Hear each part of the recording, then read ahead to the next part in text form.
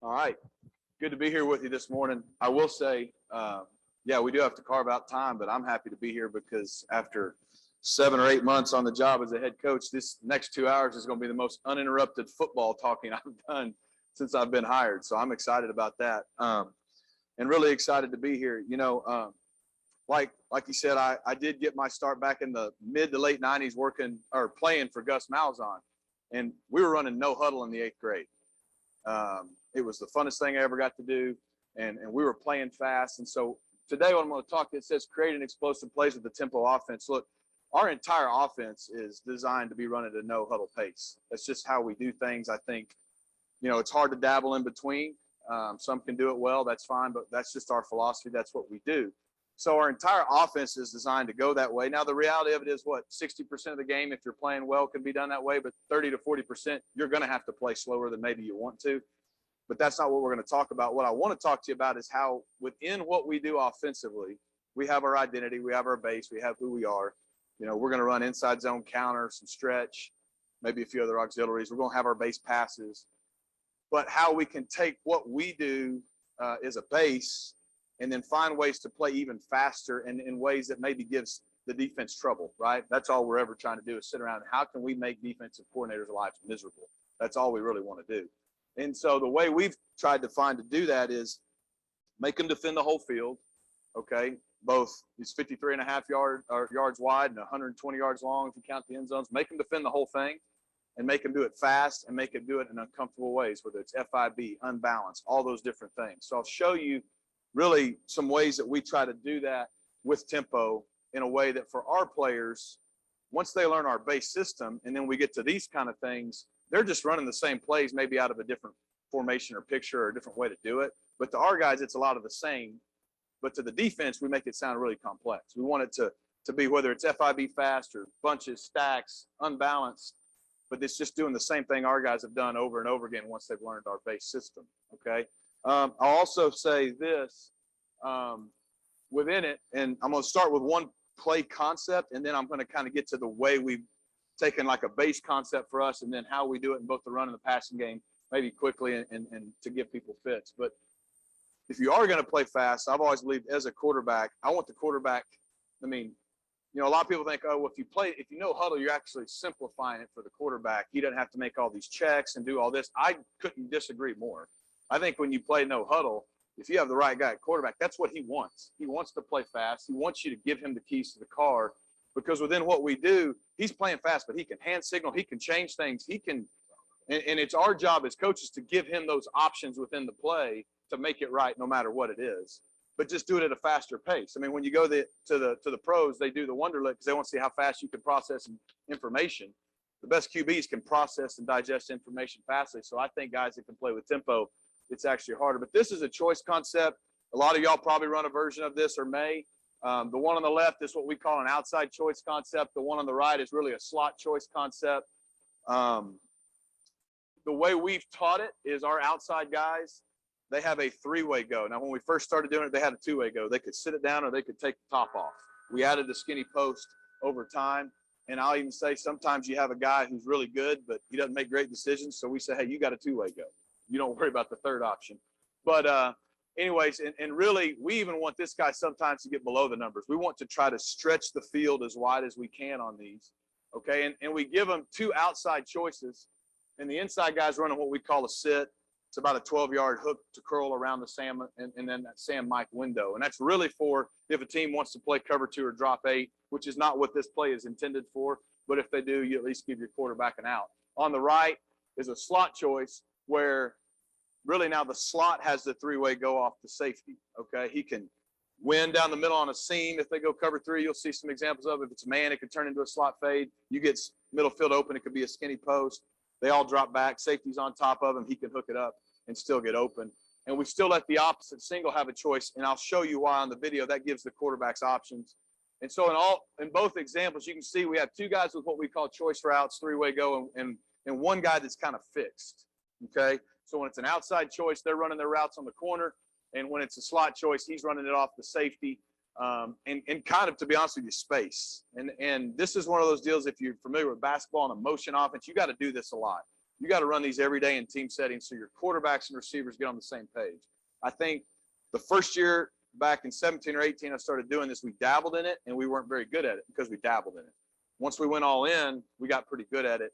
And what I love about it as a play caller is in tempo, we're playing fast. Okay, we spread it. They know we can run it. If you start getting them to where you're running it well enough, or the RPO game's working well enough to where you're getting the numbers you want, you can snap this ball, and you may be thinking, I mean, it could be a go ball versus man for a touchdown. It could be a post in quarters. And if they pressure and bail, you can sit it down and play catch for 10 yards. And if you've been a play caller and you know, man, they're pressing us. I need to run by them. And as soon as you call the go route, they all bail, right? Or they're off. I just need to take something easy. And as soon as you call the hitch or the 10-yard stop, they press you, right? Or, hey, they're playing quarters. I can beat them on the post. And as soon as you call it, they roll cover 3 and the post is dead. And that's frustrating because you're trying to be right with the call, and then you put the quarterback in a bind. This is a way that if we execute it well, we don't put the quarterback in a bind. And we call the play, and we almost let the defense dictate what we're going to do to them, if that makes sense. It's drawn up here as max protection, 7-man pro, because it happens fast. And when you're happening tempo, our O-line coach, Garen Justice, is here. They're going to see a lot of junk. You know, the simpler you can be, the better. But we do have some versions I'll show you out of one back that's a 6-man. So I'll get right to it. So some of this will be Miami film. Some will be 19 or 18 SMU film, a little bit of a mixture. So we're playing Michigan State here. And some of these clips, you'll be able to see the tempo. Some you won't, right, the way it's cut. But you can even see here, it's a first and 10. They're just now putting down the marker. So that's good. We were playing pretty quick here. Michigan State was a get-in-your-face press team, and they love to what we call void zone pressure. They love to bring some sort of gut cross, field boundary blitz, and play 3 deep and bail out of there. So to me, I love this because if they stayed in our face, we felt like we could run by, and if they bailed out, we could play catch, and we could protect it and get the ball out of our hands quickly. Okay, so for a potential explosive play, the ball comes out of the hands quickly of the QB, which you like on this. But you're going to see the very first one, they're going to bring a boundary pressure with the will and the boundary safety. And so this was Charleston Rambo, coach over here from Cedar Hill. We had another young one that could really run here. But then what we're doing is I didn't call a stop. I didn't call a go. I didn't call a post. We just snapped it and let them play. So De'Eric's able to look back. He sees the rotation. He sees the pressure. We knew going into the game, if they pressure, we're going to be able to play catch. We get the ball out of our hands. We don't hold it long, get it to a playmaker in space, explosive, okay? Now, but again, we had to rep it a lot to get to where those guys were always on the same page. Not that that was a complicated one. And then, like probably a lot of you, if you play with tempo, you see Rambo giving the ball to the inside official. We train that so we can get lined up and go fast if we'd like. Ball gets out. There we go. All right, now, same play type. We're playing Virginia Tech here, so it's kind of weird. It's a pro stadium. These are tick marks are actually the numbers. I wouldn't be mad if he was a step wider. Definitely wish he would have been on the numbers because, again, we're trying to stretch the defense here, okay, side to side to make them defend the whole field. Also, they don't know if we're not going to be running our RPOs and those kind of things. So try to, at the end of the day, I think what you're going to see in all this, we're trying to get into a numbers count and just keep it that simple. Let's spread the field, make it from the box to the back end for the QB, just common sense numbers. We want to go where the numbers are in our favor. So you're going to see this is an outside choice concept. So he's locked in. These guys on the outside are going to run through 10. We teach them run through 10. We used to say, hey, at 10. Well, what happens? They go at 8. They go at 7. You even saw we were short on the one I just showed you a little bit. We tell them run through 10, and because that gets them to their depth, and they got to make a decision. Can I beat this corner, or do I need to sit it down? Or in some cases, as they start to understand the post situation, they can post it. Now, you're going to see in both of these situations, he's probably not wrong if he runs vertical. He's probably not wrong if he sits down. He's probably not wrong if he sits down. Definitely shouldn't go vertical. But they've done it enough. He sees the corner's hips are open, the safety's flat. He's going to cross his face on the post, okay? And what I teach the quarterback is sometimes they're obvious, like the last one. They bailed out, they're going to sit down. You're going to see, I think, the one after this, they're pressed. He's going to go over the top. But sometimes there's these gray area reads. I want the QB thinking he's going deep and reacting to him sitting it down, okay? And that sounds backwards, but after coaching it for 4 years, if you're thinking he's going to sit it down, then you react deep because you don't want to be late on a comeback type throw. Then what happens is if he goes deep, you're late throwing it deep, and now the ball hangs and problems happen. The way we teach these, when they sit it down, we call them dimes. So they can run a go, they can run a skinny post, so they can sit it down at a dime. We call it dimes because they run through 10. And when we teach our dimes, when they stick their foot in the ground to sit it down, they're coming all the way back downhill to the quarterback. So if the quarterback doesn't throw it, they may be all the way back to the line of scrimmage by the time he throws it. That's fine. But that's how we protect the throw, even if it's a little later. They're coming down the stem, and he's throwing it to the outside hand, and we should be good. So you're going to see here, he makes this decision. Had he have sat it down, he wouldn't be wrong, right? And that goes back to repping it enough where you're on the same page. He crossed his face. Now you're going to see the same thing up here. I would probably either run by him or sit it down based on probably knowing who that person is. But even he's going to cross his face. Now, 2 years ago, we went to doing it on both sides. And you just got to teach those guys. It's like a skinny nine. Be real skinny with it. You're going to see they want to run across the field. But the QB knew this was the call side. So he's reading his safety. He flat foots it. He's thinking, man, I'm going to read it here. He posts it, and he's on point with it and rips the ball down the middle on the post. And again, as a play caller, I had no idea. I mean, I knew that I thought they might be in this, thought they might be in that. I may have called it thinking this, but it allows our players to play, have answers after the ball snapped, play fast, and take what the defense gives us. Here it is again. Now, this is out of the one-back set. So, again, this is going to be more of a six-man protection than a full slide protection. Same thing on the outside. They're running the outside choices. So now both inside guys are fixed on what we call a sit. Okay, in that 10 to 12-yard hook zone. But now it's press man free, and you're going to see Rambo again here. He's going to win. Well, that's pretty easy. It just turns into a go ball throw. All right, and so you've seen a go, you've seen a post, you've seen him sit it down. All right, and I'm going a little bit quick through this because this isn't really the whole basis of the talk, but I want to kind of start with this because what I think, and I wouldn't say we don't ever call these not in tempo if we know maybe what we're getting, but these are tempo type calls, okay? Here's a couple slot choices. So now we're in the slot. This is actually Shane back in 19. So now you're starting to see the splits that we kind of want. They're wide. And we're not one of those teams that plays with all wide splits. We don't play with all normal splits. You know, certain sets are wide, certain sets are normal. And this is one of our wide sets. But now you can see it's going to always make it clear for the QB. What's the run box? What's the number count in the RPO game, in the choice game? And now he knows, well, we've got man free. And I should have said this earlier. So when I first started doing it, we just kind of called it and told the quarterback, hey, you know, pick what you like. Well, because choice concepts, you can't, if you're one of those coaches that likes to like dictate exactly everything that he's going to do, you're probably not going to be good at it. Because like I said, I might have sat that last one down and he posted it or whatever. You're going to have to let your kids play, and you're going to have to rep it enough that you feel comfortable letting them play. Okay. But what we've started doing now is if we call outside choice left or we call outside choice right, the play's going to look the same, but we're telling the QB where we're thinking. And he knows that's the side I'm working unless I know something. I have to know something to go to that other side. So in other words, this is slot choice. So he knows this is the call side. I'm working the slot choice. Could be a fade, seam, post, sit down, or what we have a fixed in dime outside for like if they want to bail cover three or whatnot. Backside, he has an outside choice. But what you don't want is a QB is going to always look at this, and you're going to see here, he probably could go here. But we want him working here unless he knows something. What does I know something? Man, they all kick over here. I got my best guy one-on-one. They're playing quarters, half, and they invert the safety, and I know what I got. I mean, he needs to have a purpose and a reason he went there, because what will happen is he'll go to that single every time, and he can get in a bind. So he needs to work the concept side. So here it is. This is pretty clean. They're man pressure. Again, could he have thrown this? Yes. Could he have skinny posted it? Sure. And if he'd have come back and said, Coach, I knew something. I knew this safety, whatever. But at the snap, you see Shane's eyes. He's looking right at that safety. He knows he's got what he wants here. This guy runs this way. I'm easily going play side. And it just turns down to an inside fade with a dime. It's pretty self-explanatory versus man coverage. All right. Same kind of concept here. Slot choice right here. See the safety start working to our single. So there's no reason to go backside. It would have taken him kicking hard here, maybe being inverted down so hard, and he liked his matchup to go there. Otherwise, I've got two options here.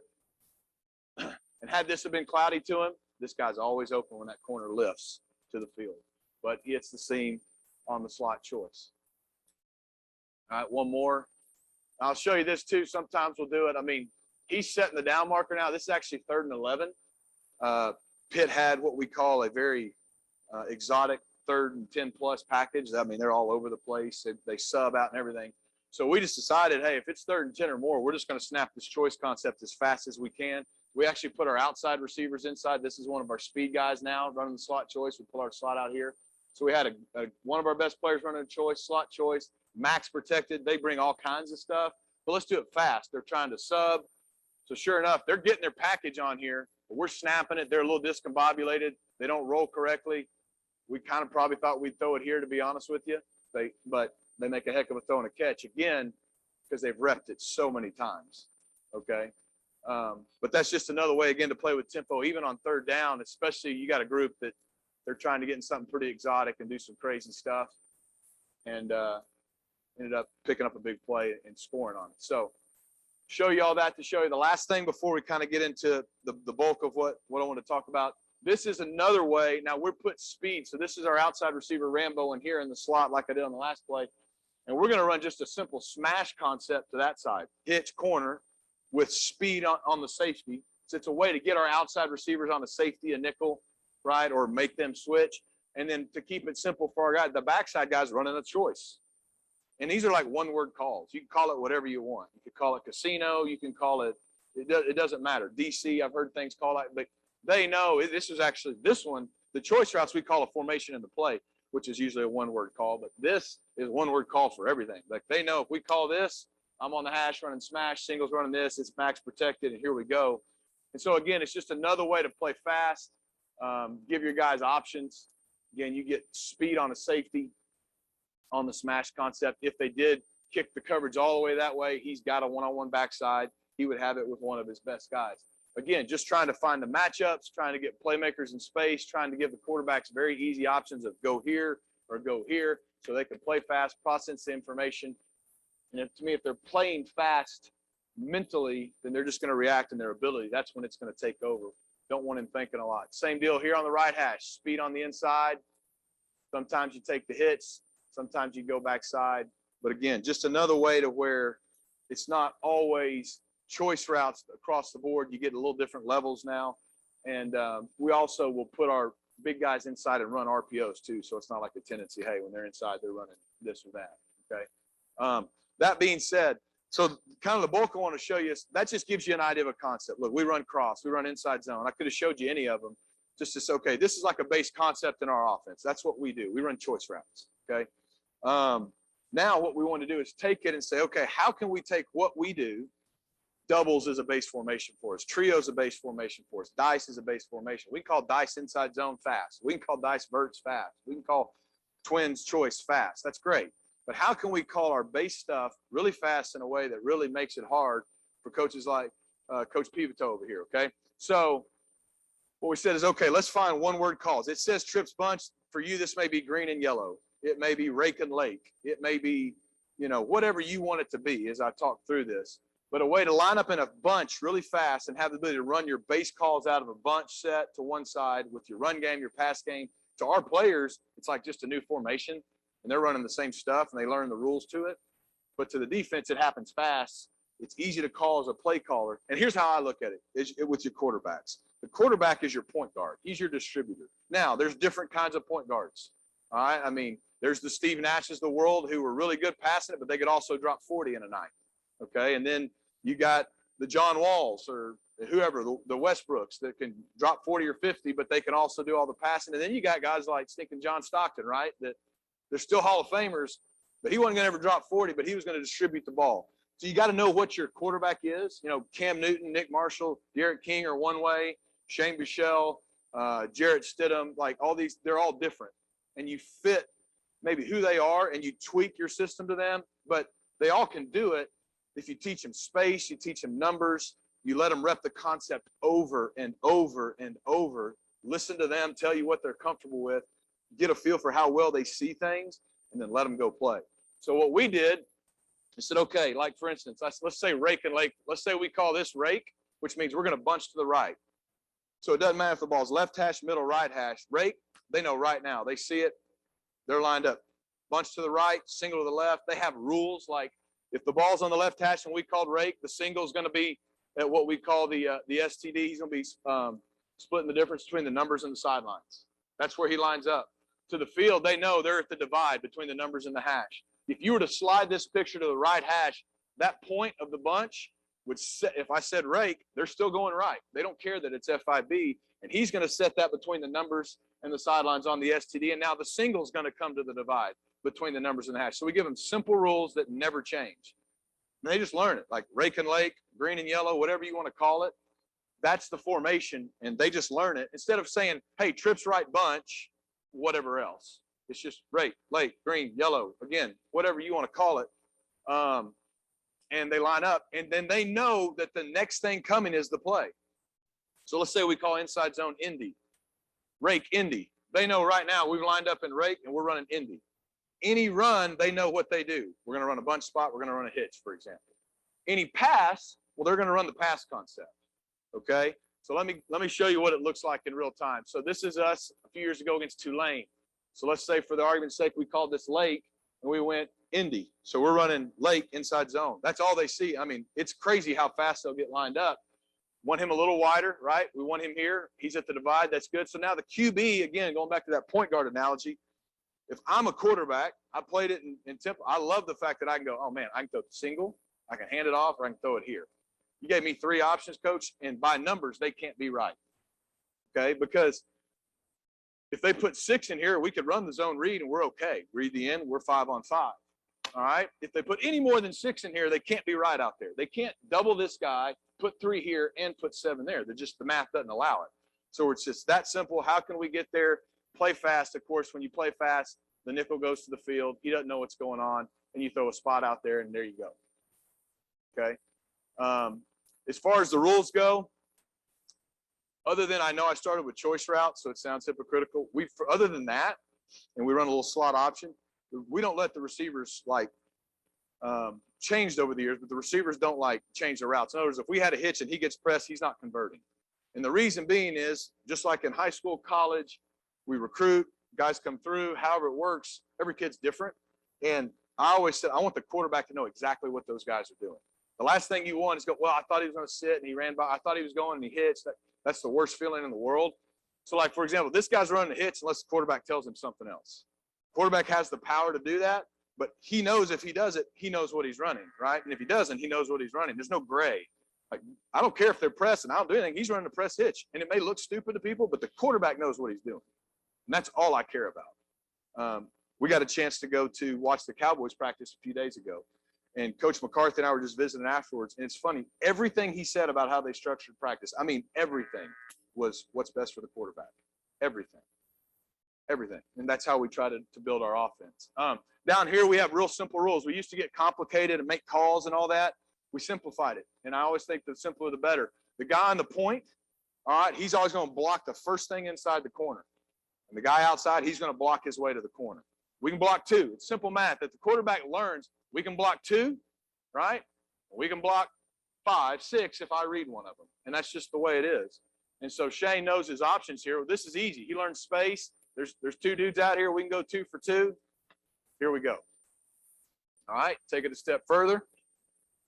Same deal. Play, it's 2nd and 1. So we just got a 9-yard gain on 1st and 10. That's a good play. Well, let's not let them settle down and, hey, let's take a shot. No, let's just go fast. Get lined up. I mean, there's guys not even set. Throw it out there. Again, you can see it here. He's running a hitch because the quarterback didn't tell him any different. He's going to work inside. He's going to go there. Here we go. So it's a way to spit the ball on the perimeter fast, base stuff we do, but we don't have to call, hey, trips right bunch, inside zone spot. Right, Indy, go. Here it is here. Same deal. All right, now they're starting to get a little bit. We can still block 2. We can't block 3, but look, that safety's so deep. I mean, the quarterback over time learns. You learn him. He learns his team. He also learns as the game goes on. That guy's splat-footing or backing up, or he's triggering hard. Some of those are those gray areas. Again, you give the QB the parameters, let him rep it so many times, and trust him and let him go play. And then just kind of help him from there. But right here, he goes, oh, great. The thing I love about this, it always puts his backside safety in a conflict. Defense, do you want to let one of our best guys, hopefully, our outside guys play one-on-one? Do you want to invert the safety down to stop the run that goes this way? Do you want to invert down to double him? Do you want to double him over the top? Do you want to roll the middle? Like, you're going to do like one of 2 or 3 things because it's a unique situation. but he just sees it, knows he's not buzzing. I'll just throw it out there again. Now, what have we done? We've thrown it here. We've thrown it here. We can run it. We're making them defend the whole field, and we're kind of almost we're taking what the defense gives us if we're operating it correctly. And it's happening fast. And again, you see he's trying to run the ball in here. We teach him, like, because those guys on the side ask for the ball. No, run all the way in there. Just ignore them, you know, because they want the ball. They're going to slow us down, all that good stuff. All right. Now, a couple examples of stretch. So, again, for us, now maybe this is like, and I know a lot of these are FIB, but we'll do it to the field too. There's no, it's not just a one-way deal. This could be Lake and maybe, you know, stretch is Oakland or whatever you want it to be. So it could be, hey, Lake, Oakland, let's go play. Nothing changes for the receivers because it's a run call. They know on a run call, we spot, we hitch, that's what we do. So this was us last year. You can see Virginia, not getting change aren't set, going fast, run stretch. Again, puts this guy in a bind. So as coaches, over time, we know, okay, we need to throw a bang behind him, or we need to call a post or a choice or, you know, whatever behind him. But still, you hand it off, playing fast, they misfit, and there you go. And so what I like about it is it's consistent for our players. It's very simple. We do it over and over again, but it's flexible as a coach. We can run inside zone. We can run stretch. And you kind of, again, if you just line up in doubles or whatever, I mean, the defense can do all kinds of crazy stuff, right? And you line up in stuff like this and you do it fast, you can, throughout the week and even in game, you can adjust to your QBs. Hey, they're only going to do this or this. They can't do too much. We're going to get this. We're going to get this. Here it is again. Now he makes a decision here. There's 6 in the box. We could run it. Okay, and you're going to see this on some in a minute. Here's the conflict this does. So we've got a corner and a nickel over here, or will, however they decide to do it. Well, this safety's high. If he's screaming down, we probably need to come back with an answer and not throw it. In the course of the game, he felt like he could throw it out there. Now, this safety here has got to do what? He's got to double, scream down. Well, watch what he does. Watch how not aggressive he is to stop the run all of a sudden because he's worried about this guy. They got to make their decision, and that's fine. For whatever reason, the QB felt like, hey, I can spit it out here. If he hands this off, he's not wrong, right? Because we're going to read one. We got the numbers. He felt good about it. We'd done it enough. Block, wrap to the corner. That's the extra guy. It's good football play. I mean, we tell them this too. Look, it's a little old school, right? Remember the old, hey, if you get 4 yards in every run, it's good. Hey, if you spit it out there, you're measuring stick for, can I throw it? Do I think we're going to get 4 more? If I think we're going to get 4 more, man, be aggressive. And in practice, especially early on, I'll tell them, be aggressive. Because that's how they learn. Oh, shouldn't have done that. You know, we got -3, but it was practice. And that's how they learn. That also helps our guys block it out there. And it's usually funny. We throw it out there when Coach Justice blocks the run perfect. And it would have been like a 70-yard touchdown. And then we hand it. And we should have, you know, that's typically how it goes. Don't get frustrated with that. Counter, GT, same deal. Again, this shows that we have a simple, fast way to call the formation. Simple, fast way to run one of our base runs. Same game, same formation. Look, I like his splits here at the STD. The divide is basically the numbers because it's a pro field, so the tick marks are actually the numbers. And again, 6 in the box. They've got to devote 3 to this. They got to make a decision. We had good outside receivers, so he's way back. Run GT. I'll read 1. Look how hard this guy's coming down, right? I mean, they're just locked in. You're taking 3 of the guys, and you're just saying, you guys go hang out over there. We're going to go over here. And they're just out of it. Up here, he's basically devoted 2 to 1. Even though he's looking here, he's 12 yards deep. And if you can block 6, hand the ball off, and dude's 10, 12 yards deep, our whole goal is we want to get our running backs on the safeties and then let DNA take over. And what you'll find is you'll see from behind, we do a really good job up front. We don't even block the will. Doesn't matter. Safety can't fit because he's in conflict, and it happens fast. But here's what I love here with Coach Justice. They're really going to get that double team out of there. We want to get the backside backer. Make no mistake. He got in the film and said, hey, we got to block this guy. But because they get movement, put him back in his lap, it's tough, and it's happening fast. That's not a good play by the will. You can't count on bad plays. But, again, it happens quick. It's coming at him. And what you don't see, but you've seen is, well, we just ran stretch a minute ago, and we ran inside. Now we came back with GT. So we're giving him 3 different run calls a lot. Here it is again. We actually do it out of, you can do it out of pistol. So again, De'Eric sees, well, now what do I got? I got 2 guys out here. I got 1, 2, 3 almost here. I don't like the run. I think we had GT call. Well, the numbers aren't great. So what is this guy going to do? And sometimes it's easy, spit it out. Sometimes they can flash fake and throw it out. That's the more comfortable they get with it. But again, from a numbers standpoint, it's hard to argue with the result.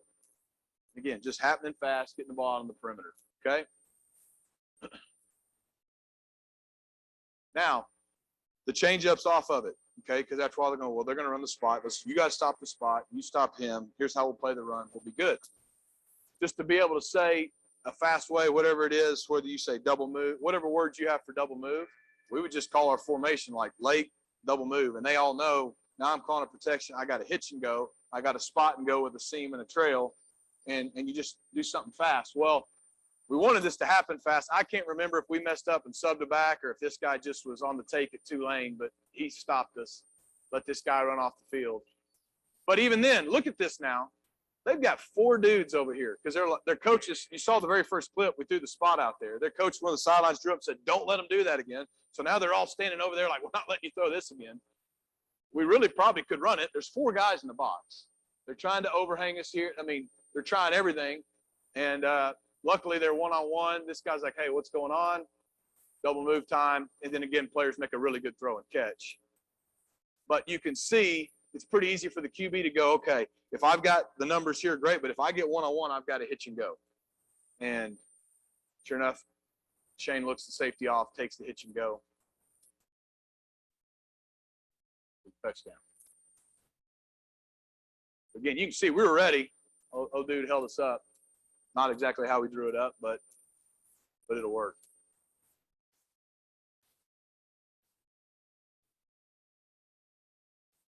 Okay, now, how do you say we run cross, we run verts, we run mesh, we run smash, a drive concept? We got like 5 base drop back passes. And then we got our choice routes, our play actions, our RPOs. Well, if this is still rake and lake, as we're kind of calling it for this discussion, the trips bunch set, we just teach our guys our rules. They know our cross rules. If we were to line up and run trips cross, we're going to have a go. The back's going to check swing. We're going to have a cross. We're going to have a whip. We're going to have a post curl. We're just running it out of this formation and running it fast. So they just got to get used to the spacing. But other than that, it's the same play we put in day 1 install out of trips. Just now we're running out of this formation and running it fast. And so now you start to see why there's conflicts on the film with, well, does the safety come down? Does he roll here? Does he double? Like Pitt was doubling. Well, here's why Pitt was doubling Charleston Rambo when we did this set, because they didn't know we weren't going to do this. And he's pretty good at this. So it all goes together, right? And we can take what they're giving us, and you got to have answers to keep them honest. But, hey, go. And here's what I like about this. You're going to see, I think I got cross, verts, and one other one. They're kind of progression reads, too, for the QB, right? They're happening fast, so he can just go 1, 2, 3, 4, 5, no matter what he gets, because in tempo, right, sometimes everybody's all over the place. Hey, if one's there, take it. If this safety would have kicked hard off the hash, then if he felt the wheel drop back, he can fling it out there. But if that safety kicks off the hash, the wheel winds, he's going to read his cross. And that's what he does every day in RVA. He runs cross out of a base set. And for him, it's still 1, 2, 3, 4, 5. It just happened fast out of a unique set out of FIB. Here it is again. Same game. The same guy we were talking about, he's like, oh, no, coach said don't let him catch the go ball. But then they scored it's putting this guy in a tough spot. Will stays with the back. Boom, there's the cross behind the mics here. And really, we would have had the post curl too here. So, only thing he did wrong was look right first. I don't know who was coaching the quarterback. But, they're not quite bunched. And this one, I can't remember. This may have been truly trips. I don't remember, or it may have been that fast formation. But it's the same concept, going fast. You know, chains aren't set. They're in the old robber defense that everybody's playing now. But you get the same thing. Come all the way through it. Probably could have gone either way here. But look how quick he can get through his progression because he's done this 1,000 times. It's 1, 2, 3. By 3, he's to his 5th read in the progression. The ball's out. And we hit a check down basically, and we get, 15 yards. So I think that's where we have to get in those scenarios. Like, we are big on matchups and trying to get our best players the ball and put them in those positions. But in some of these deals, we're just playing fast. And, again, letting the QB be a point guard. You distribute the ball, get it to the playmakers, get it to the right place in the run game, in the pass game. Now, if you run enough cross, okay, they're going to get good at going, well, this guy only goes that way. So you got to have a change up. All right, so as you can see, I have a little change up. This was still going fast. Chains aren't set. We'll go ahead and run the double move off this guy. just enough to keep people honest, right? I think you guys know whatever it is you're good at, whatever your scheme is, I think we'll always feel like we're at our best when, hey, we do something so good that the defense has to stop this. Well, they're going to if they're well coached or have a plan. What is our answer? What is our counter to that when they do it? So then we can get back to doing what we like to do. And if you do that, now that guy's not going to just swallow up the cross every time because he's so worried about getting beat for a touchdown on the double move. So, again, it all works together.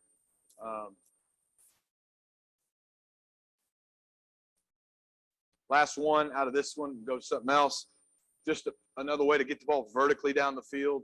You know, double post wheel. We run double post wheel and try to get 4 to a side out of base sets. So, again, to our guys, cross, the double move obviously is a little bit unique. It's the same thing to us, and it's the same principle on all these. It's QB. It's like, hey, what's my one-on-one doing? They give me the gift hitch, take it.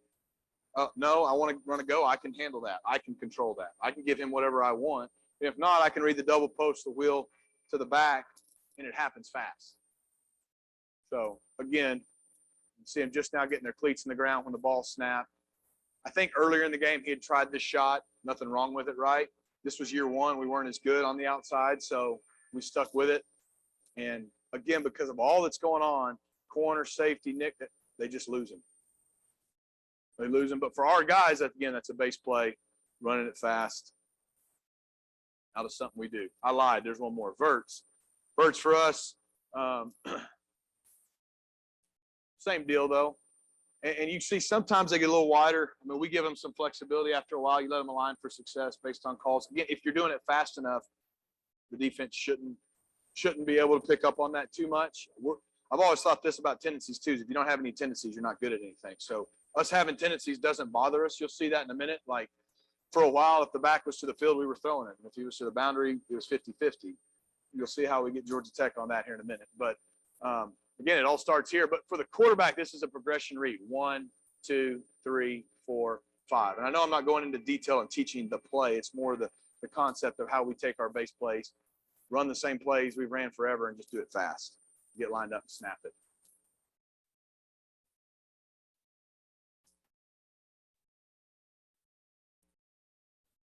Same kind of deal here. Back then we were running comebacks instead of dimes. Again, this is 1. He just hung in it. 1, 2, 3, hitch, ball's out. Here's an example of, I showed you that on cross. He's going to get all the way back to his 4th read. I think he's going to have to move a little bit, but still, he's going to go 1. Doesn't like it. It's that same pressure you saw a minute ago when we were in max protect. 1, 2, 3. I kind of was hoping he hit the tight end for a big one here. He has a read, a sit seam read, as we call it. He could seam it. He could sit it down. But, again, it's happening fast. This guy now doesn't know you're running double post. You have that wheel coming again. Like, all the stuff runs together. And so if you got progressions, you can get through it. QB can get the ball out to the open guy. And as a coach, I called 4 verts, and we threw a 10-yard completion, and we're fired up about that. Because of what it does, it makes you more efficient running your vertical concepts. Okay, and this is the last one of this, is to show you what I was talking about, is you can, once you do it, what you'll learn, and we do get lined up pretty quick, is you don't have to go fast in these, right? Now you have a simple way to call your bunch set. But the backs to the field, watch this linebacker right here. Watch him. Hey, they're throwing it. They're throwing it, right? You got 10. So, but we're actually going to run an RPO now. We're going to run, and we're going to run a clear out kind of bang here. If he doesn't slip, it would have been on time. But again, you just kind of, you can then get creative with it. That's more of like a game plan thing. But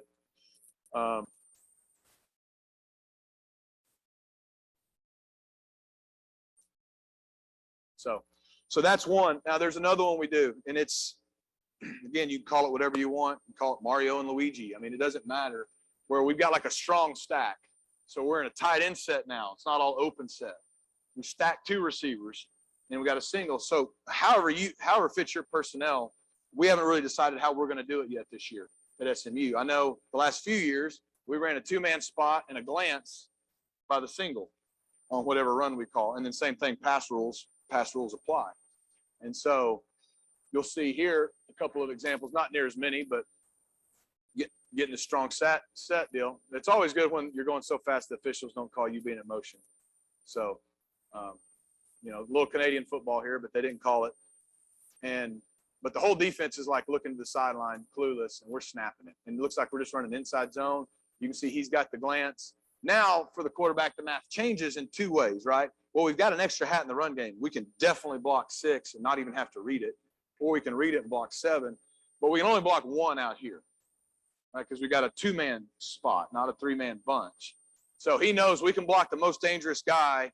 The second guy's on me here. He's got a run box, and then however they want to play that field safety, you'll see in a minute, we have a way to control that and give him those answers. But just getting the ball out there quick, much like we did on the other. Here's another example, again, of it happening fast. You can see the safety's not quite sure. Wait, they got 3-by-1. He's running over here, which is great because when it hits, there's no run support backside.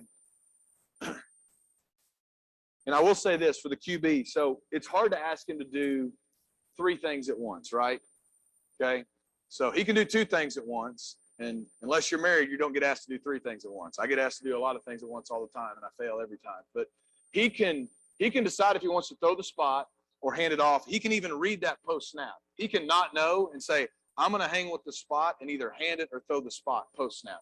He can't, or he can say, I don't like the spot. Ball's about to be snapped. They're up there pressed. They've taken it away. So I'm going to read the backside safety to hand it or throw the glance. But he can't read the spot and the glance and the hand all at the same time, right? And so what we tell him is, hey, as the game goes on, he's going to be more aggressive to hand it and throw this, but he's got to be aware, and sometimes we can help him. What's that safety doing? And he's kind of got to make a pre-snap decision to either rule out this or this before the snap so he can pick which side he's going to work. So here, for example, you can see where Shane's eyes went. He was probably working this, okay? But now you go a few plays later, same deal. Okay, he knows we can block 1. They got a lot of dudes in there. I'll say this, if he doesn't like the glance, which I don't right now, and if, say, he thought they were too low, I would rather him hand it off any day than pull it and throw a bad spot or try to force the glance. Right, the worst thing we do is hand the ball off and get 2. That's okay. Because here you're going to see we kind of hand it off into numbers a little bit. Of course, De'Eric could read 1 and take 1, and it bounces out. Because, again, they've got to make a decision. Safety going to play in the middle of the field. Safety going to double, or is the safety going to be the run fitter? Like, they got to do one of those things, and then based off what they're doing, we can adjust our plan of attack. And spits out the front door. All right. So going back to this again, if I'm Shane, I'm not throwing this. He's pressed. He's ready to tee off on it, and there's an extra guy here. So this is one of those where I might start looking out here, going, do I want to hand it or throw the glance? Okay. Here he's going to hand it, because he didn't notice it. And I can't remember. Maybe this was the first time they had done it that way, right? So he just handed it. We're moving fast. It's also 2nd and 2. So he may be thinking, hey, just 2nd and 2. Let it rip. And it works out because they missed the tackle, okay? But you come back, same game, same type of look. They've said, we're going to put 3 guys here. We're going to stack the box. We're going to bring the safety all the way down and invert him. And now he knows it. He's made a decision. I'm not going here. I'm reading him, and he knew he had him because he's so low, right? If he's here, he's probably going to have to eye him. He's so low, watch him turn his head, but he knows he's throwing it. And again, now you've got, again, given the quarterback options to control the numbers, control the defense, and do it fast. Okay, again, just like everything else, I showed you, you can run whatever you do off of it. So GT or GY counter, however you want to do it. I think we do GY here. Would he have been wrong to hang out over here? No, I mean, dude's down, but he felt the numbers. He knows he can block the most dangerous of those 2. This is to the field. Let's get it out in space. Get it to a playmaker. You know, they're not going to be right every time.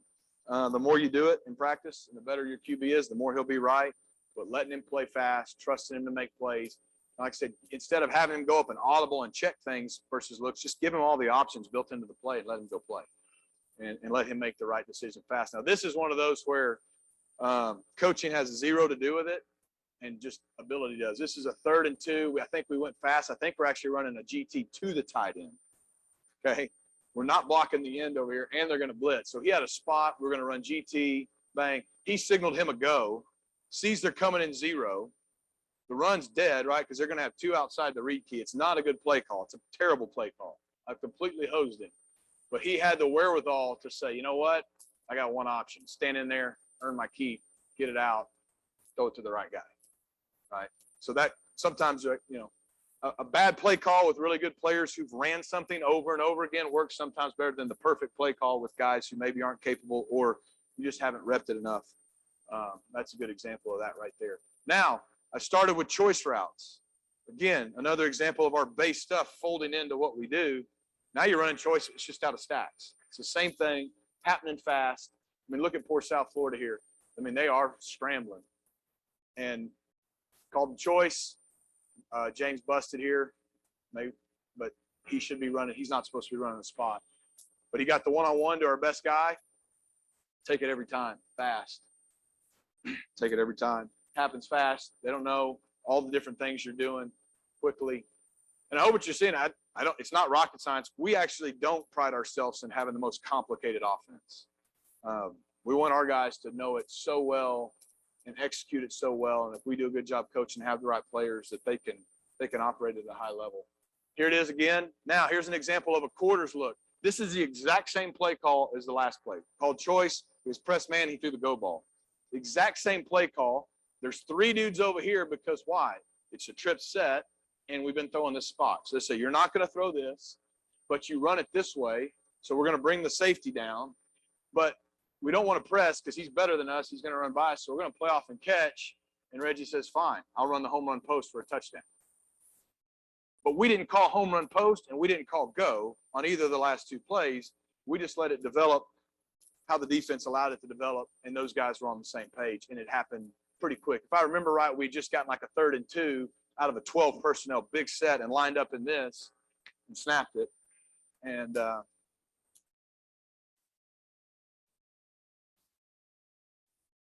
same deal here. Now we actually called it to the stack. Okay, I know those last. So to the stack, just got a first down. Again, you can see how quickly calling it a one-word deal. Like I said, if it's lake, left, whatever you want it to be, choice, Max Pro comes on out, and we get them out of the stacks, which obviously makes the defense think and play. How do they want to press it? They went in and out of all the different things that they have to try to do with that. And then another one where, hey, nothing's perfect. Guys just make a play. They make the right read, I think. TCU plays it well here. He doesn't really, at the time we were bending instead of sitting down, but he doesn't bite players before plays. Okay, just like the other one, run cross out of it. It's fine. He's got to go. He swings. He's your cross. He runs the whip. He runs the post curl, however you want to do it to make it fit your system and get the personnel doing what you want them to do. We always have our outside receivers in the back, and we always have them run the post curl, so that's why he's doing that. He's doing the same thing he did if I didn't call it out of this fast deal right here.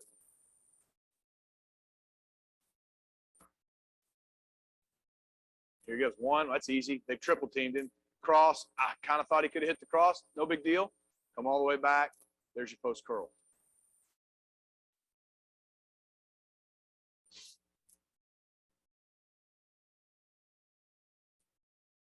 Same thing with verts. Drawing wasn't right, but the verts. So now we've got our vert here. We've got our middle seam. We've got his sit seam read coming out of the stack. Now you've seen some ECU film. They were a team that was playing zero and begging us. So we've thrown the bang. We've ran it. Well, now we're going to – our tight end, he's playing for the Colts right now. He was pretty good. He could run. So now he's going to be one-on-one on a seam route, and it's just more of a – and they mess it up. The corner passes off and takes the tight end. He takes the back guy. Everybody plays it different. But for the quarterback, he just went 1. Well, that's not there. I mean, they're basically doubling him. He went to his middle seam tight end. That's not there. He went to there. He's either going to hit that or that. He's going to get it out pretty quick because the progression happens pretty quick. So we're able to be vertical. We're able to stretch the field, get it out quick. And in tempo, a lot of times those defensive linemen aren't able to get their heels in the ground and rush quite as hard. And if it's past the 3rd or 4th play of the drive, it also helps out the O-line. And then like everything else, you have one that's unique. Everybody runs some sort of pop pass. So same deal. In this same set, we're going to run stretch this way with the same spot and just run a little pop pass with the tight end. Because now they want to, we want to single high. We want to invert down 2 people over here. They kind of lose this guy. And so again, you get good at what you do. It gets predictable what people are going to do to it. And then you can find out how little wrinkles each week may fit you. That's a heck of a throw and catch too. Okay, now same deal. It's just weak. So now you've got your tight end here. So it's now a 2x2 instead of a 3x1. To me, this is one of the best sets you can do, even if you don't stack it. because you've put the run strength to the field and you put the passing strength to the boundary. That gives the defense trouble. Well, are we going to be a team that runs our nickel to the boundary and bumps it? Are we going to leave our will out in space now and put our nickel in the box? Are we going to, they've got to decide what their system is and how they want to handle it. And now you can still cut off or run two, same rules. Again, you can do whatever you want. Glance, spot, what have you. Here's an example of, he knows we can block one. This guy's pretty locked in. He's probably not going to throw it. So it bounced. So what? This is kind of one of those when in doubt. The spot wasn't great. Glance wasn't great. I mean, it's not like the run box was phenomenal. Just read it out, hand it off, it bounced. We got lucky there. But if the worst thing that happens is we get a no gain or a 1 yard, that's fine. Here it is again, 2nd and 6. They're down tight. Now, teams start playing this way. What are we going to call? We're going to call choice routes. We're going to call, we're going to throw the ball because now they're dictating. Well, we're not going to let you throw the spot. We're going to play one-on-one here, and we're going to crowd the box for the run. Now, when you snap it in tempo, you're going to live with what they did. We as coaches will be knowing coming back, hey, let's come back with some of our other passes. But even then, had a successful play.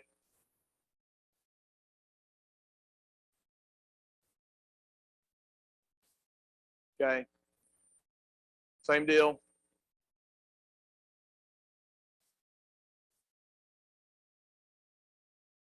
Running power here. It's just kind of whatever run you want to marry to it. The thing is, the receivers know the run rules don't change. Same thing I just showed you, choice concept. Now, then you could flip it, put the tight end, the boundary, them to the field. Again, it's a one-word call. Our guys know it as like a right and left call, not a where's the field and boundary. Because we don't want them thinking, wait, is the ball on the left hash right? No, we want them, as soon as they see it, they're lining up. And then they see the space and know where their split should be. Pretty easy. This was it. Again, we got the tight end to the field. So for them, this was their banded in. Like, okay, we got to drop him off because we got to keep the nickel in the field. That's their rules. It just makes them do things they don't do every day, and keep them a little bit uncomfortable. Yeah, we called the choice routes to the outside guys. You know what? They weren't there. That's fine. Take what they give you.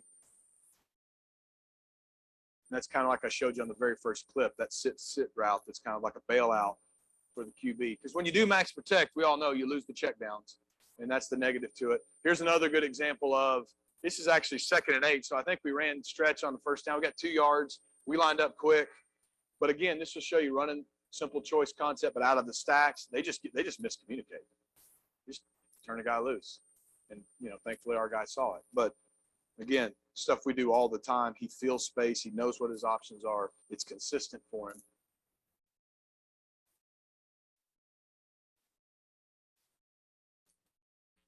And then same deal.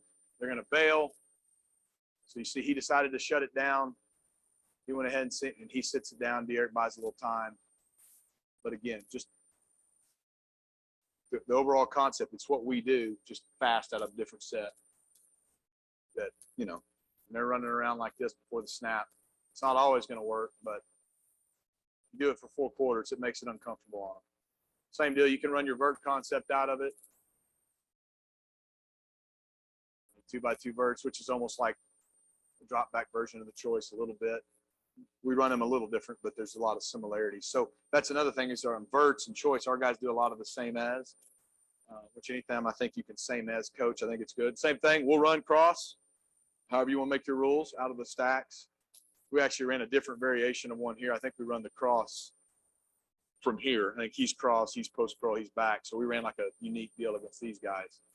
But it just shows you, again, you can build build flexibility into it, simplicity for your guys, but enough variety for them. Now, unbalanced. So how can you go fast and get it unbalanced? Everybody runs, I shouldn't say everybody. At the college level, a lot of people run a version of this. This isn't like new. It's probably the last 5 or 6 years. But getting to it fast is a different thing. And you learn as a play caller, too, if you do these the ball's up. I ran a play that got a lot of my skilled personnel to this side of the field. Now's a good time to do it versus I got 2 guys out of bounds over here. They got to run all the way over here. But just puts us in an unbalanced set. Our tight end's covered up. That's fine. And we can run all our same runs and now make them adjust to unbalanced. So, and again, you give them base rules. Our base rule for this was bubble. So instead of a bunch, just, hey, just you guys are bubbling. No matter what the run is, you bubble. We've got to run. Quarterback knows his options. And this is a 3rd and 2. We lined up, tried to run it quick. Ends up bouncing out the front side.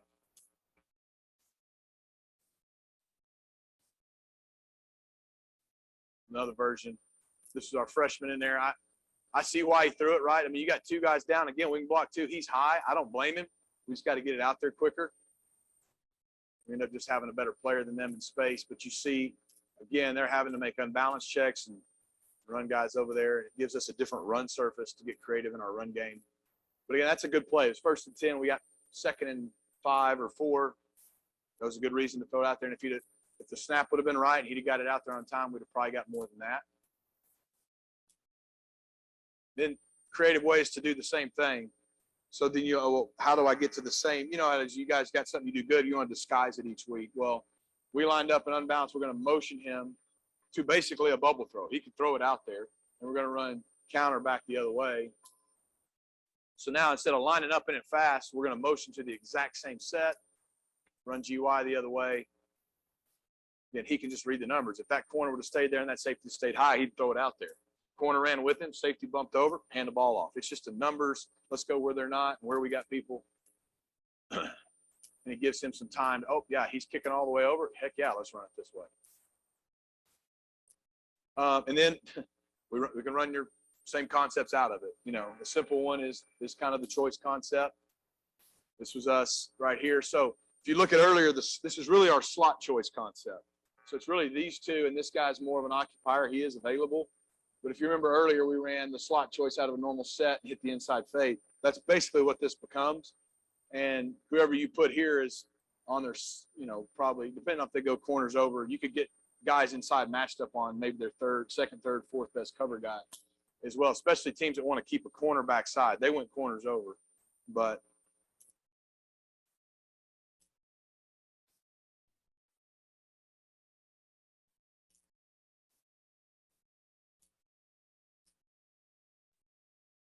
it's, again, just a lot of same thing here. It's just they turn people loose. Happens fast. But most importantly, the quarterback, it's the same reads, the same progression over and over and over. So the guys running the routes, the guys running the run plays, it's really a lot of the same as. So the protections as much simplicity and same as for our guys, we're going to execute it better. And okay. And then, kind of in every set you can get cute. Now we've bumped him off, but it's the same kind of principle. They've now adjusted. They've got 8 guys in the box. They've got 3 guys here. He's eligible now because he's off. We're going to fake QB power this way and just leak our running back out. Again, this is kind of one of those that we sit around on Wednesday or Thursday and the game plan's kind of in, and we kind of think, okay, what's a play that if we run it and they cover it and he throws it away, we're okay with it. But we just want to make sure they got to deal with it. We want them to have to deal with it. We want the next 8. We want Coach Pivoteau in week 6 to have to go, God dang it, what if they run the back out of the backfield on this and have to mess with it? So it's more fun when it works than when he throws it away and you go, well, we tried. But what I'm getting at, you do enough of the same as stuff, you're going to be able to predict how they're going to play better and maybe do something like this and put these guys right here in a bind. Of course, we had a running quarterback, and that happened pretty quick. Last thing I got on the video side of things is, again, we just call this double stack. That's exactly what we call it. That's our double set. We just call it double stack. And as fast as they can get lined up, we stack both sides. And now you get a balanced set. You spread the field. It is a one-back set. And so we can run inside zone stretch, counter, one-back power, whatever your one-back run schemes are. You can lock it and hand it, whatever you want to do. And as a base run rule, now we got 2 spots on the outside for the numbers right here. And so, we kind of keep the same principle here as in terms of, I actually, the ball's in the middle, so they've adjusted. But if it was on the right hash, we want these guys all the way at that STD. We want these guys at the divide. We give them consistent landmarks that stretch and make nickels, wills, outside backers, roll down safeties, whoever declare, right? Am I here or am I there? And if I want to play half and half, early on, you'll hand it off, and then the quarterback will get a feel for what you're doing. He'll throw it out there. He'll hand it off or whatever he needs to do. So this was us running it double stack, and I think we just run GT to the right here. And he's looking at it going, well, okay, these guys are tight. He's pressed. He's tight. Safety's in the middle of the field. I know there's not more than 6. Because you've taken 2 guys out on both sides and a deep guy. We're running with a good box. We got 5 in the box with an extra guy over here.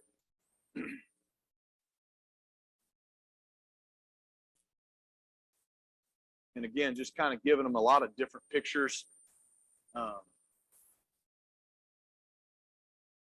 aren't overly complicated. Again, you get to the same deal. You can run your base stuff out of it. So the same game, there's kind of the same principles I showed you a minute ago when we were playing Pitt last year. It's 3rd and 12. I don't know what had just happened. It's 3rd and 12, left middle on the 35. I don't have a lot of good calls for 3rd and 12, left middle on the 35. There's just not. We'll do our best, but it's a low percentage. So we just went into it and said, hey, let's line up fast. Let's not let them get in their exotic stuff. Let's snap it, doing something we do. Let's make them play defense, get in the stacks. We got Rambo at the bottom in the stacks here. We got our other outside receiver up here in the stacks. Let's snap it, play fast. What he'll get 2 inside sits that are good outlets. He'll get a check down if they don't blitz, if they do blitz. And if they play man, they've got to cover our best guys coming on a choice route out of the stacks. And you just snap it fast. And sure enough, it messes up the rules. Are we top hatting it? Are we playing it straight up? I don't know. He goes inside. This guy thinks I've got him. He sees him run. Oh, no, you got him. They both cover him. And we were okay with it just being a one-on-one if they covered it great. We still got one of our best guys on 3rd and 12 on a corner or a safety. But it just shows you that for our guys, it's the same play I think I showed you play 3 when we were in a double set and we weren't stacked. We're just now running it out of stacks. So the consistency of that's what I really like.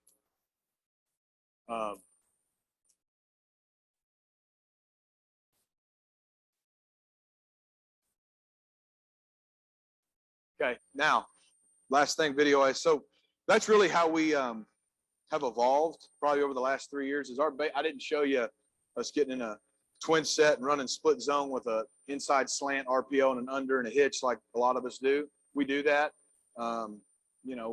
We've got our base stuff, but we try to get really good at and run really fast in general. But this stuff allows us to give the defense different pictures, do it faster, but to our players still run a lot of same as. It's always hard to figure out what the volume is what's too much and what's, we're always going to carry too much as play callers because the last thing you want to do, at least for me, is get in the game and not have an answer to a problem. So finding that happy medium and not having too much that you guys can execute. I rely on our staff a lot. Usually at the end of every Tuesday, Wednesday, even Thursday, I'm like, oh, what do y'all think? And I can just judge their body language. Sometimes we got a hefty amount in and sometimes they're good. So you got to trust them on that. But we try to do that. And then we try to take, I don't know, there's not really like a specific number, but somewhere between 5 and 8 explosives a game. Where we're trying to generate an explosive. We're not just letting our offense, which a lot of these were just our offense, but there's times in a game, if you guys as a play caller, that maybe you're getting your tail kicked and you just need to try to give your guys a shot in the arm, something to flip the momentum, right? There's times in a game where you feel like maybe we got them and we need to kind of go ahead and stick the dagger in and try to put them away. There's a lot of different reasons why, or there's just, you may go in and say, hey, consistently, I want to be on the first quarter, second quarter, third quarter, fourth quarter, be able to do something that sparks an explosive, that helps us, that hurts the other side. So we'll spend, we try to say, hey, let's get really good at our base. Let's figure out how we want to run our base against these guys based on what they do on defense. And let's have our 5 to 8 to 10 ways that we can try to score a touchdown. Like the one you just saw where we hit the running back out of the backfield would probably be one of those. So we're like, hey, we may not hit it, but we do our research. We got a pretty good chance of hitting it because I just think there's a lot of times in games. I know this as a play caller going into a game. I like feeling like, okay, I can call our stuff and let our guys play. And within it, based on what I think they could do, we can adjust on the sidelines. But I also want to know that, man, when I need it, I've got some ammo that I can go to. Not because I've learned over the years, I don't really, our players play. I got to put them in good positions, but the play call is nothing special. Y'all know that a lot. Like I said, there's plenty of examples I showed you where it wasn't a great play call and the players made it. But there are times, I think, as a coach, we can try to pull our guys out of a funk. Hey, maybe we dropped some balls, turned it over, we're down 21-0, or just whatever, or maybe it's tight, and we just need to do something to try to like infuse confidence into them. And that's kind of what these plays are for us. So again, I show this after the double stack stuff because this is really just doubles. You can see they're wide. This helps if you have a running quarterback, but it's funny, you actually don't have to, and other people do this now. But we're going to basically sell quarterback counter to the right. I've seen some teams even run quarterback counter, and it's like a true RPO. And we're going to take our running back, and this is kind of, let's be honest with you, you want it to be too high. If they're in one high, you probably got better calls, or give them an outlet within the call. But we're going to run smash, and we're just going to take our running back like he's going to block this backer right, this Sam linebacker, and he's just going to slip right down the middle of the field. And this is a game that's an example of that. We beat Pitt. This is our first year. I think we beat them 28-20 something. And I think we had one touchdown drive in the whole game. They were pretty good on defense, and I don't know how good we were on offense, but we had 3 plays like this. And 3 of those 8 plays is really the only reason we won the game. I'm going to show you 2 of them. So, but again, these guys can't help it. They're 0 quarters, fit the run team. And you're able to run right down the middle and kind of get a cheap one there. And again, I don't really remember the situation. I think this was early in the game and things were fine, but there's plenty of times where, man, at the timing of when you do it sometimes is the most important to really kind of give your guys a good shot in the arm.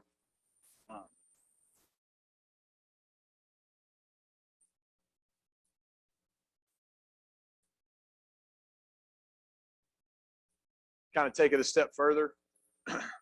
Now, going back to the double stack thought, so we get in double stack. And again, we had done some stuff out of this because De'Eric could run, where we'd get in double stack. And with the tight end in the backfield, not the running back, that's actually our running back right there. And, you know, try to do it as much as you can without subbing personnel. I know that running back's probably not always the guy you want to throw this to, but we weren't really trying to. But we'd run, you know, QB counter, QB split zone, whatever, and give him those options and some RPOs and stuff. But again, now you get 2nd and 17. There's not a lot of good calls for 2nd and 17, but when they go wide split quarters defense, it gives you a chance. And so we got spots on the outside, and we're going to run basically a split insert RPO with the quarterback. It's a really cute quarterback RPO because we actually called the run on this one.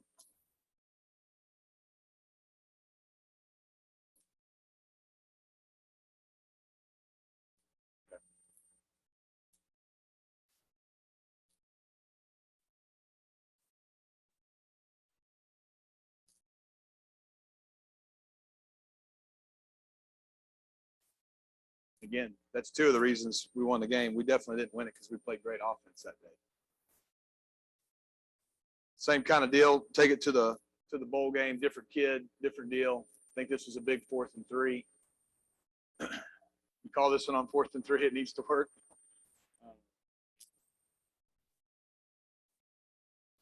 Kid did a great job selling it. Right at him. I mean, he put his eyes right on that linebacker like he was coming to block him. If he doesn't, guy probably grabs him or covers him.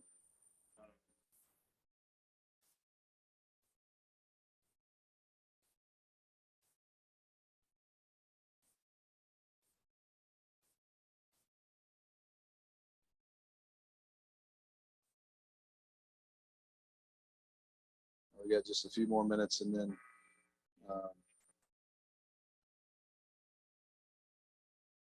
got time to go up and do questions and all that there. But again, just to kind of go back to it. So how we practice it, last thing I'll get to is we pretty much start every practice with like a tempo period.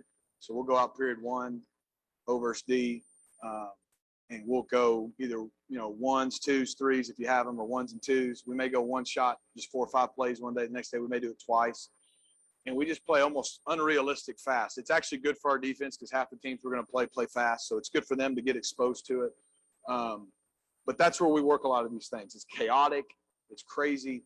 That's where your quarterback and your players get used to having calm in the chaos and doing all these things. But again, I think at the end of the day, we looked at it and we said, how can we make it as simple as possible? Give them one way to line up. Run play, we do this. Pass play, we do that. And here we go. And give them simple blocking rules, because as you saw in a lot of those clips, the picture was different just about every time, it felt like. But they knew how to handle it. And and how to block it and how to fix it regardless. So just real quick, that was that one.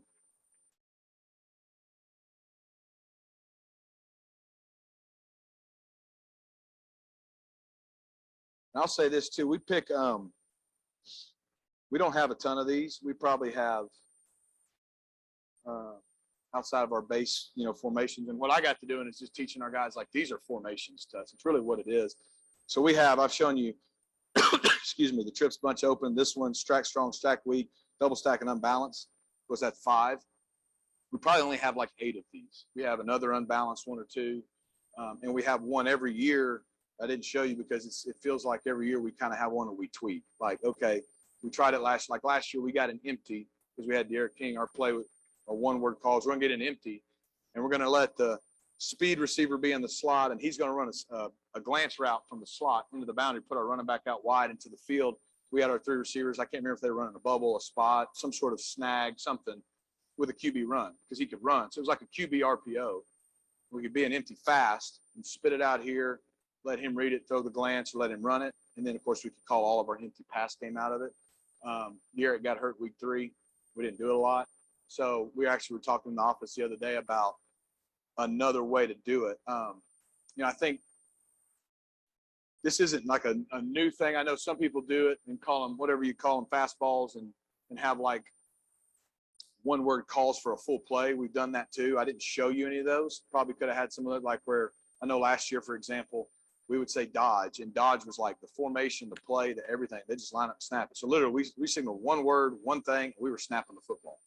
And it was one way every time. It was some sort of run play with an RPO, or like I showed you that one-word play where we run smash with a choice.